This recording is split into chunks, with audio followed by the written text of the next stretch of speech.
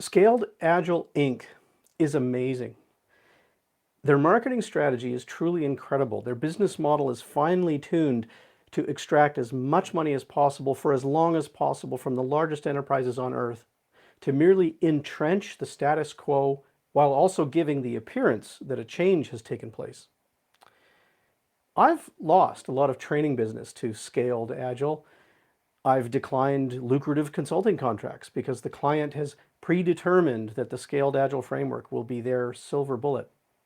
But hey, this isn't a rant about Scaled Agile. I admire the business success they've achieved. Part of me wishes that I could compromise my strongly held personal convictions and ride that lucrative wave. Some days, I think if I were a more savvy business person, I would either join them or replicate them. But I want to tell you why I am not a safe trainer or coach. And before I continue, I want you to know that I don't begrudge others who have become Scaled Agile trainers or consultants. If you are one, I believe you've done what you thought was appropriate for your career and for the companies you work for. So, why I do not teach SAFe? The short answer is that I can't spend my energy doing something that I'm not passionate about. And when I look at SAFe, all I see is a large bureaucratic structure that is an incredible tool for micromanagement. You see, I've spent my career understanding agility and technical excellence. I help companies with the way they use agile practices. And to be an agile engineering coach, I've always felt it's like being a bureaucracy disassembler. And when I look at the Scaled Agile framework, I see many layers of bureaucracy. Now, I understand not everyone feels this way about SAFe. I've had great conversations with some of the Scaled Agile fellows. They're intelligent people. Interesting. I believe they're in it for good reasons. But I've also worked with some SAFe consultants who I know for a fact have never been in a real Agile team. They've worked in a dysfunctional enterprise their entire career, then they sat in a classroom for a few days, and voila, they're suddenly arguing online with the authors of the Agile Manifesto and taking jobs to advise valuable companies how to go Agile. And that's why so many SAFe initiatives that I've observed often boil down to the introduction of new words to describe old processes and roles. Some people lodge that same complaint against Scrum or Kanban. A few people go through training, they get a certificate, and then everyone starts using the word sprint or measuring cycle time without changing anything else. But the difference that I have seen teams achieve the intended results of Scrum. I've observed teams improve their time to market and service level with Kanban. I've observed the results with my own eyes. And companies can approach Scrum or Kanban with low-risk experiments. SAFe, in my opinion, carries a much higher risk. And I, personally, have never seen good results of SAFe.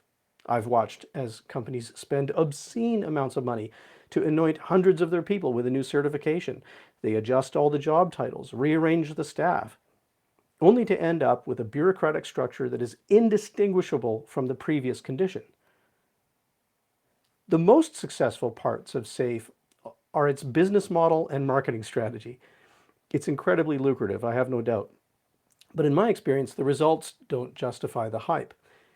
If SAFe does produce good results at all, I often wonder if credit is being given where it's not due.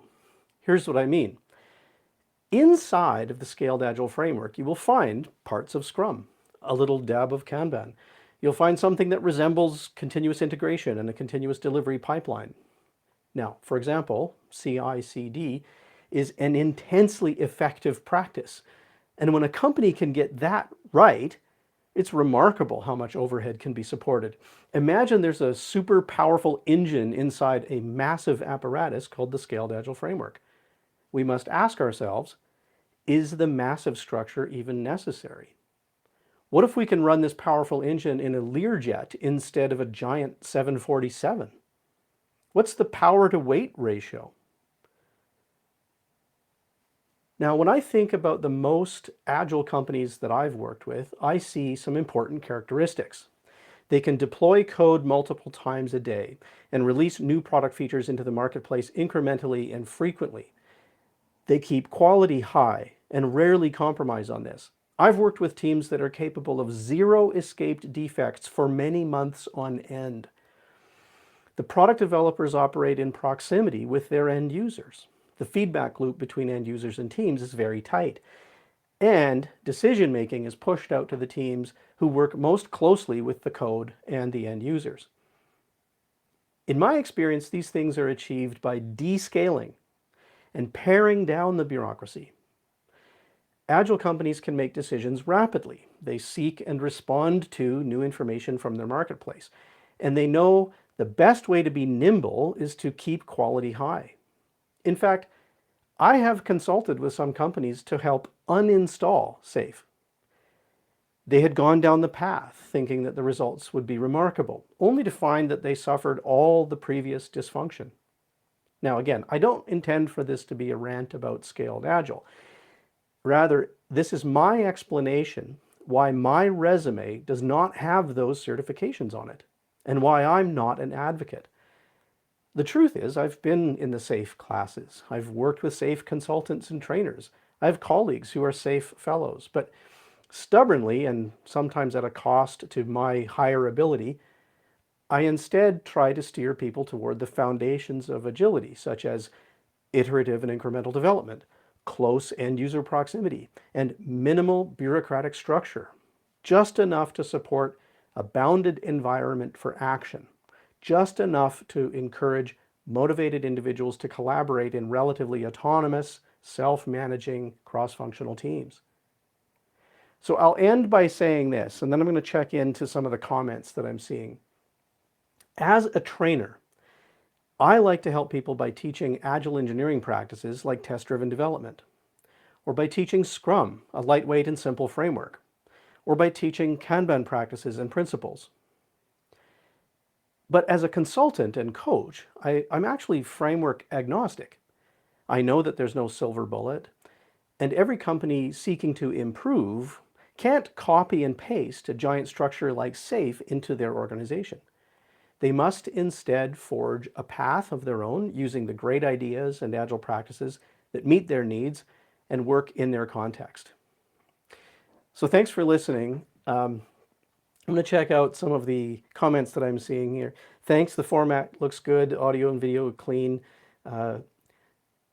Thank you for who, I don't see the name here, but somebody has commented on the phrase bureaucracy disassembler. Yeah, I like that one too.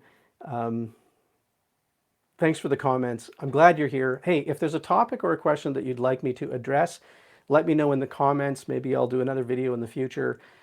Please like, share, and be notified if I ever do this again. And please visit my website, Betterteams.FM, for more content like this, or buy my recent book.